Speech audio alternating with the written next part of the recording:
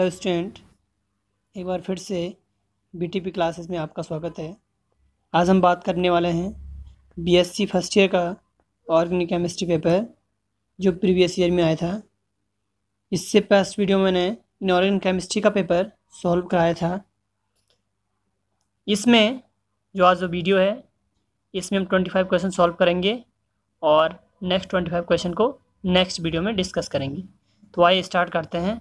First question, which of the following compound is most stable? निम्न में से कौन सा यौगिक सबसे अधिक स्थायी है?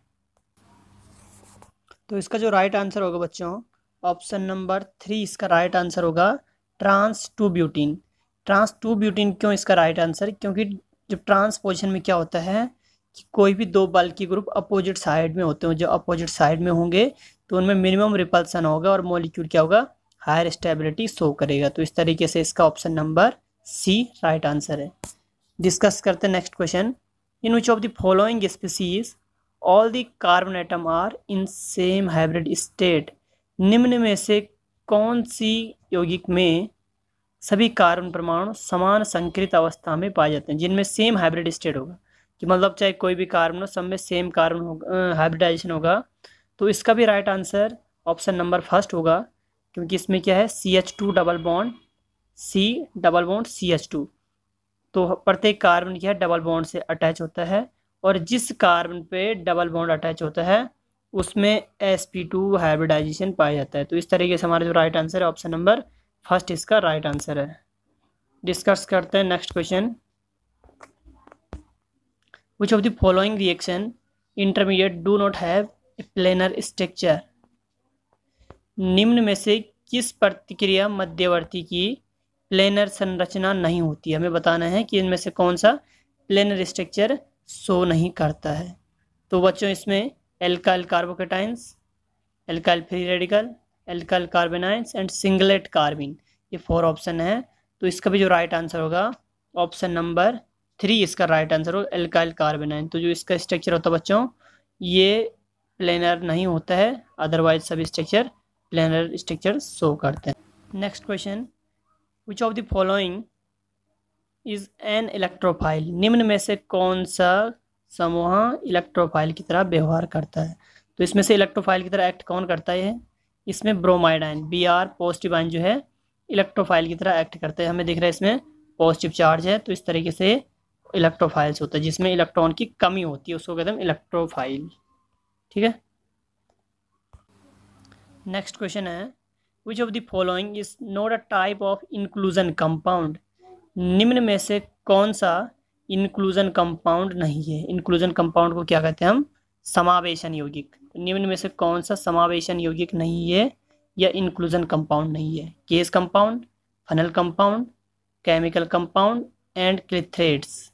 तो बच्चों इसका जो राइट आंसर होगा ऑप्शन नंबर 3, जो केमिकल कंपाउंड्स होते हैं ये इंक्लूजन कंपाउंड्स नहीं होते हैं, अदरवाइज तीनों क्या है इंक्लूजन कंपाउंड्स है। Question number 6, which of the following behave both as an electrophile as well as nucleophile?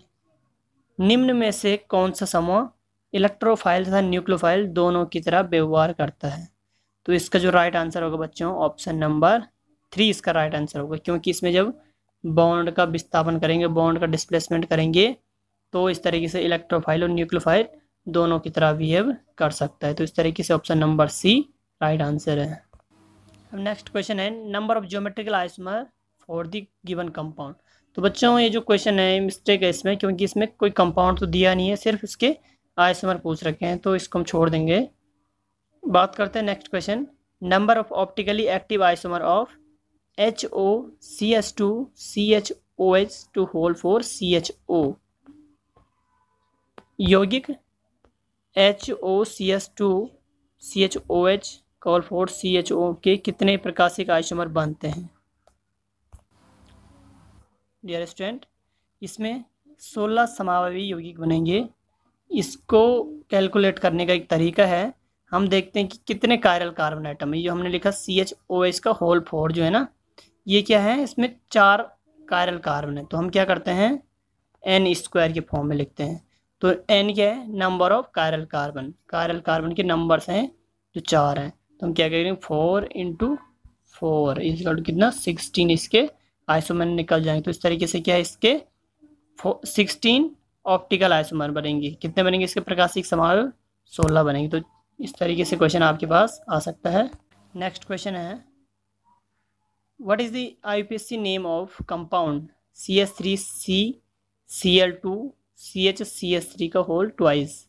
तो इसका जो आईपीएससी नेम होगा, इसको हम यदि फॉर्मेशन करें तो इस तरीके से इसका स्ट्रक्चर होगा बच्चों CH3CCl single bond CH CH3 and CH3। तो इसका इस तरीके से नेम हो सकता है 2 क्या कहा मैंने 2 पोजिशन में होगा 1 2 3 एंड 4 2 डाइक्लोरो 3 मिथाइल ब्यूटेन। तो इस तरीके से हमारा जो राइट आंसर होगा ऑप्शन नंबर 2 हमारा राइट आंसर हो जाएगा।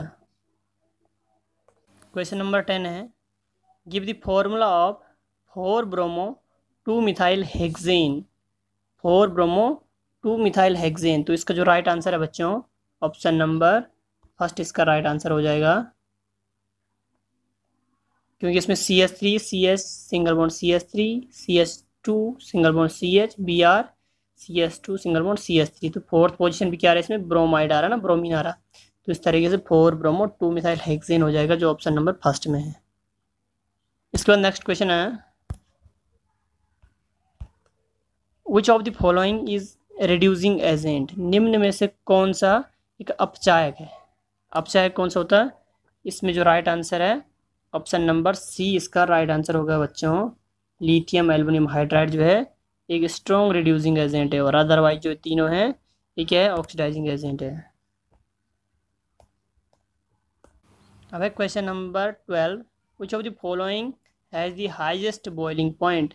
निम्न में से सबसे अधिक क्वथनांक किस यौगिक का है।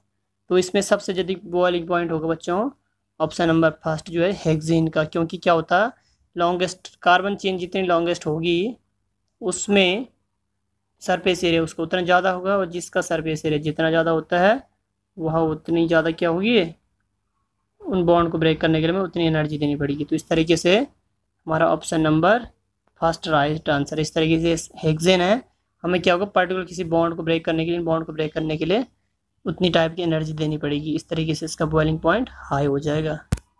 नेक्स्ट क्वेश्चन है which of the following method given pure alkane from alkyl halide. कि निम्न में से किस विधि के द्वारा हमें alkane from alkyl halide, alkyl halide से हमें एल्केन प्राप्त होता है। क्या बोल रहे हिंदी में, निम्न में से किस विधि से एल्काइल हैलाइड से शुद्ध एल्केन प्राप्त किया जा सकता है। तो उसमें आता है Frankland method, Wurtz reaction and Corey House synthesis. तो ये तीनों मेथड जो बच्चों इनसे हमें एल्केन प्राप्त हो सकता है एल्काइल हैलाइड के थ्रू।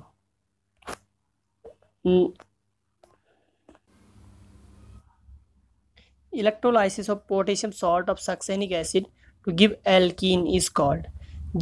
इलेक्ट्रोल क्या बोल रहा है ये कि सक्सेनिक एसिड के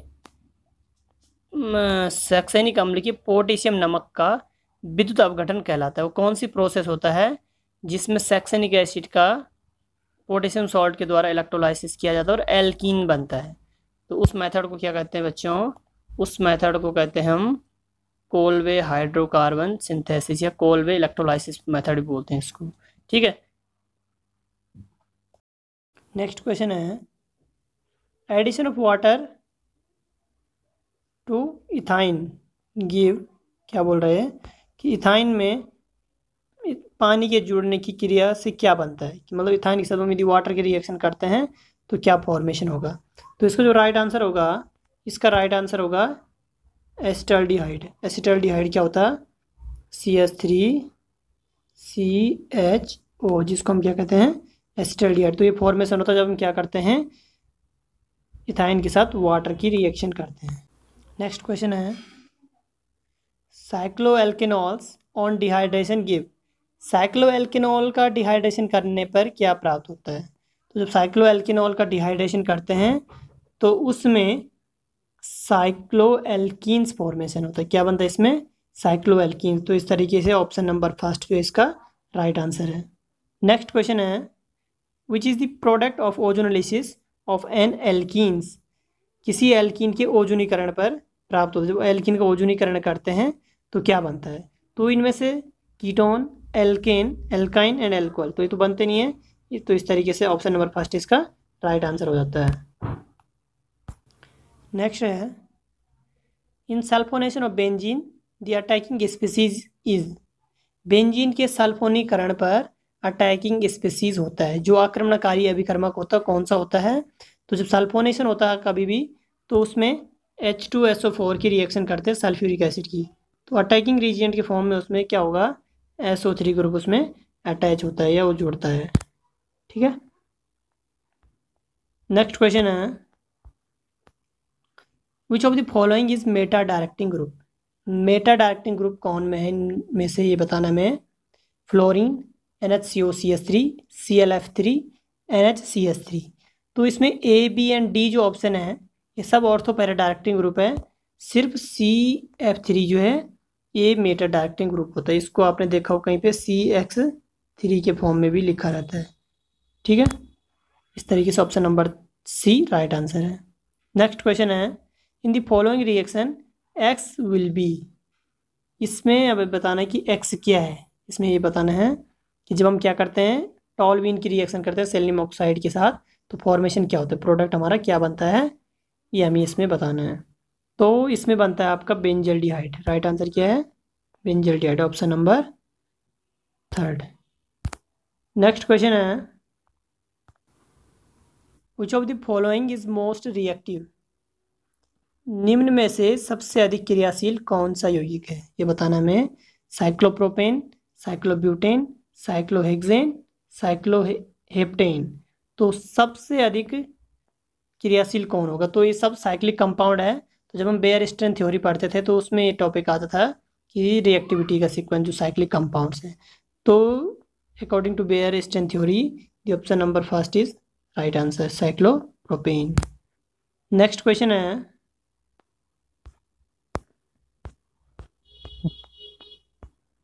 how many monochlorinated isomer would result from the reaction of chlorine with N-butane in presence of UV light, कि UV प्रकाश की उपस्थिति में क्लोरीन की N-ब्यूटेन के साथ अभिक्रिया में कितने मोनोक्लोरिनेटेड आइसोमर प्राप्त होते हैं, तो इसमें मोनोक्लोरिनेटेड आइसोमर कितने बनते हैं इसमें, तो इसमें बच्चों 2 मोनोक्लोरिनेटेड आइसोमर फॉर्मेशन होते हैं। तो इस तरीके से ऑप्शन नंबर फर्स्ट इसका राइट आंसर था। नेक्स्ट क्वेश्चन आता है ए triple bond consist of, triple bond बने होते हैं जैसे कि हम पे होते कंपाउंड एल्काइंस होता है ना, उसमें ट्रिपल बॉन्ड पाया जाता है। फर्स्ट एग्जांपल इसका इथाइन है। तो इसमें हमें बताना है कि इस तरीके के जो कंपाउंड होंगे इनमें कितने सिग्मा और कितने पाई बॉन्ड होंगे। तो दोस्तों हमें इसमें ध्यान रखना है कि जब ट्रिपल बॉन्ड के केस होता है तो उसमें 2 पाई और 1 सिग्मा बॉन्ड होते हैं, बीच वाला सिग्मा बॉन्ड और जो साइड वाला होते हैं उन्हें हम पाई बॉन्ड कहते हैं। और यदि आपके पास इस बार पूछा जाए कि एल्कीन में कितने सिग्मा कितने पाई होते हैं, तो जैसे एल्कीन होता है, जैसे हमारा एल्कीन में हमेशा 1 सिग्मा 1 पाई बॉन्ड होता है, इस तरीके से 1 सिग्मा होगा 1 पाई बॉन्ड होगा। ओके, नेक्स्ट क्वेश्चन है